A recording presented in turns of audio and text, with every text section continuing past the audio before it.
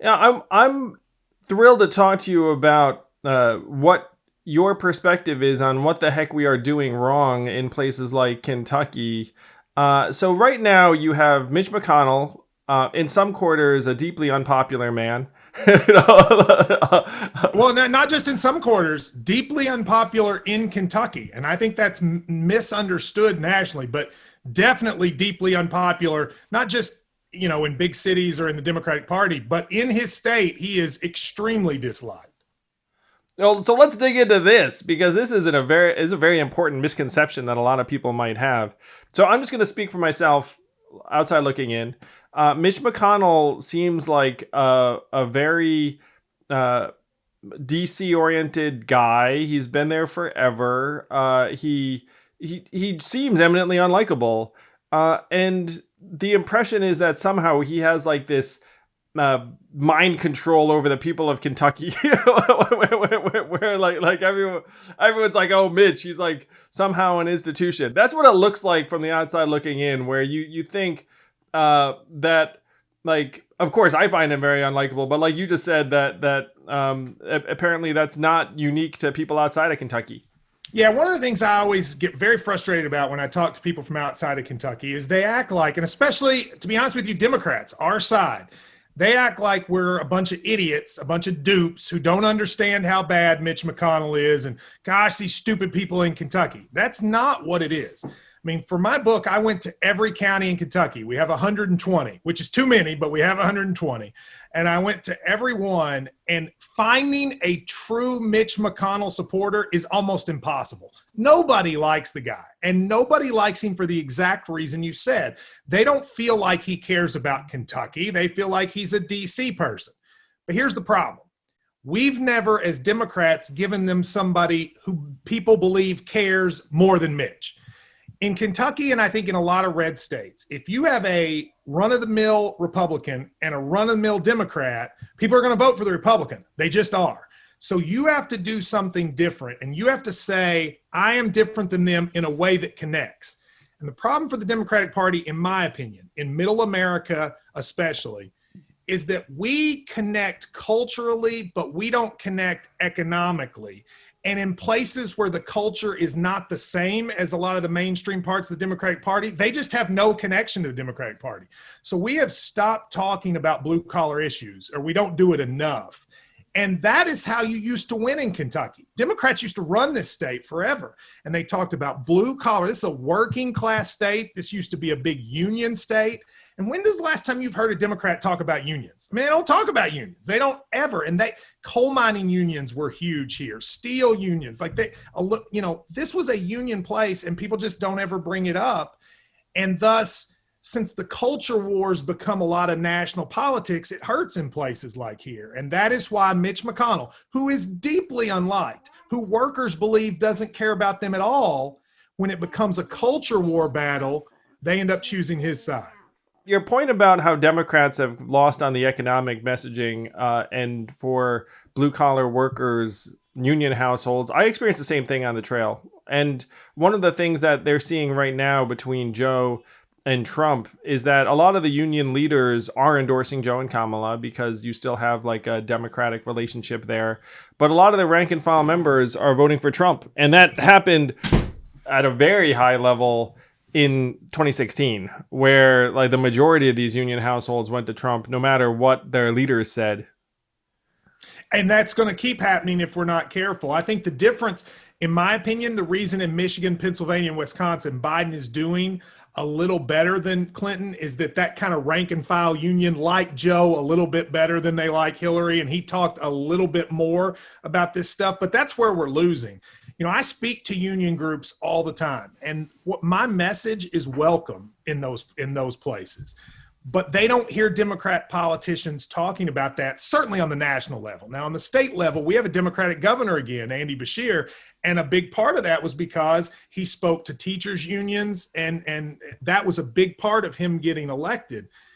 I think we've lost that message. And part of the reason I really liked you, I ended up endorsing you, which I had no intention of doing when I saw you in Oh, thank Iowa. you. Appreciate it. Yeah, Yeah, I thank saw you. you in Yeah, Iowa, yeah. and you got up and said, you got up and told, so I took my radio show to Iowa. It's a sports radio show, but I wanted to do something get different. So I took them to the Iowa caucuses, and we saw every candidate speak. And the three guys who do the show with me don't even care about politics. And I was interested to see what happens at the end of this. Who will they be for? And everyone on our show was for you at the end. And the reason was, when we saw you speak, you talked about the economic impact on small towns. We saw you in a place called Perry, Iowa. And you got up and said, look, no one speaks about economics in small towns. And you're right. Republicans don't. Now, they'll speak about culture and social issues, but they don't talk about the economics because it's their economic policy that's killing small towns. And Democrats act like those places don't even exist. And when you spoke about it, and you're right, America is full of small towns, and most people that live in cities started in small towns, and we're just abandoning them. And I don't know, unless we figure that out, we're going to have a place where, there's going to be vast swaths of land where people are just isolated from the economy. And Dollar General stores started in Kentucky, and I wrote about this in Mitch Please, how they go into small towns and basically ruin the communities. They close all the local stores. They create the only place people shop, and the next thing you know, all the money gets shipped out. That's what I worry about across the United States. That's 100% happening right now. And you can see Dollar General and Walmart came and ran over the mom and pops.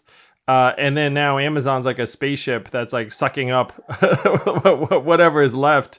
And if you're in the small town, it's not just that you're isolated. Like, when your way of life starts to degrade, then terrible things start happening. You look around, like, you have people who are still living there. And as the opportunities dry up, you have people drink more, people end up with domestic violence and other problems at higher levels, or they never marry. They never find a partner, because getting married, having a child, they're very optimistic acts. Like, you need a degree of stability if you're going to get together with someone and say, hey, let's get married, let's start a family, let's do all this stuff. And you start kicking out the paths forward for a lot of people. You see families deteriorate very quickly or never form.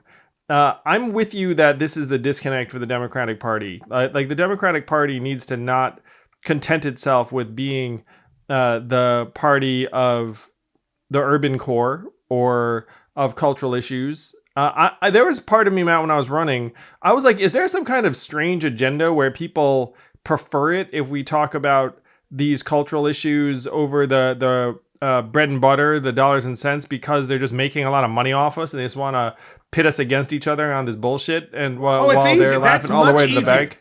I mean, if you were to go on Fox News or MSNBC and try to argue about tax policy, nobody's going to care, but it is what's most important. I mean, so I live in Kentucky. People still like Trump here, at least a lot of people do. And I will talk to them and they'll say, why don't you like him? And there are a million reasons. But the thing that bothers me the most were his tax cuts. He basically enacted Mitch McConnell's tax policy, which has a hugely detrimental impact on the poor and the middle class vis-a-vis the wealthy. And people just, and it happened and everybody got excited because they got, a check in the mail for one time. And it infuriates me, because whatever you want to say about Trump, and there's a lot to say, when he ran, one thing he did I will give him credit for is he looked at these people in blue-collar small towns and he said, you know what, your lives are important. Your problems exist, and I'm going to help them. Now, he hasn't helped them, and he's full of it, and he doesn't care about them. But at least he acknowledged them. And we in the Democratic Party do not acknowledge them way too often. I don't think it's out of maliciousness. I just don't think there are very many Democrats who know about places like this. I mean, there are not too many Sherrod Browns. There just aren't too many of those people left that are winning elections. And so you don't hear voices like mine. When's the last time you heard, outside of James Carville, a Southern twang representing the Democratic Party? I don't know. I mean, it just does not happen. And I think that leads to a lot of people.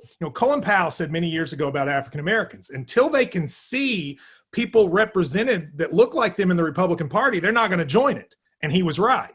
Well, what's happening is, in small towns, they're not seeing people like them representing the Democratic Party, and it's turning them off.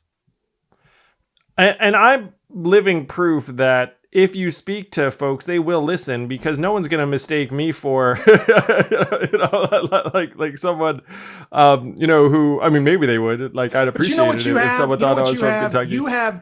You come off as someone who genuinely cares, and most importantly, you don't come off as someone who thinks they're better. A lot of this is in places like Kentucky. We are worried that you and the rest of the country look down at us. We are worried that you think we're stupid, that you think we don't know how to do anything. And when someone talks to us like that, we turn them off. They're done. Forget it. And I'm not going to call out the politicians that do that, but there are a lot that do. You don't do that. I don't think Joe Biden does that. And I actually think that's why you've seen him do better than some other candidates, is simply that. Notice when the Democratic primaries got to the states that are like that, Joe won in a heartbeat. And I think you would have had success for that same reason. You're the only two candidates in the election that I genuinely thought spoke to people in places like this in a way they could connect. Thank you for listening in. I hope you enjoyed this conversation. If you did, please do subscribe to Yang Speaks and click on notifications so we can let you know every time we have a new episode.